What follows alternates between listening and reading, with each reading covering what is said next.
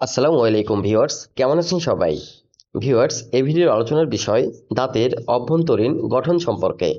তো ভিউয়ার্স, বিস্তারিত আলোচনা শুরু করছি, ভিডিওটি দেখতে থাকুন। আপনারা স্ক্রিনে যে দাঁতের ছবিটি দেখতে পাচ্ছেন, এটি মূলত মাড়ির একটি দাঁত। এই দাঁতটিকে মাঝ বরাবর দুখণ্ড করা হয়েছে। আপনারা অনেকেই জানেন যে দাঁতের তিনটি লেয়ার থাকে।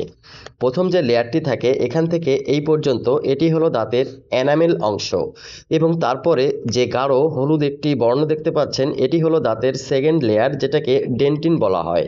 এবং তারপরে রয়েছে পাল্প। এই পাল্পের মাধ্যমে প্রতিটি দাঁতে রক্ত প্রবাহিত হয়। ভিউয়ার্স, যখন কোনো দাঁত এমনভাবে উপর থেকে গর্ত হয়ে বা সাইড থেকে গর্ত হয়ে ধীরে ধীরে নষ্ট হয়ে এই পাল্পে এসে লেগে যায়, তখনই দাঁতে প্রচণ্ড ব্যথা হয়, যন্ত্রণা হয়। আপনার দাঁতে যদি ডেন্টাল ক্যারিজ বা এ ধরনের গর্ত হয়ে যাওয়ার সমস্যা থাকে, যত দ্রুত সম্ভব দাঁতের ডাক্তারের কাছে গিয়ে দাঁতটি আপনি ঠিক করে নেন। নয়তো দিনের পর দিন আপনি যদি এই ক্যাভিটিযুক্ত দাঁত মাড়িতে রেখে দেন, তাহলে কোনো একদিন যন্ত্রণা হতে পারে। তো ভিউয়ার্স, ভিডিওর আলোচনা এই পর্যন্তই। ভিডিওটি ভালো লাগলে শেয়ার করবেন। ধন্যবাদ।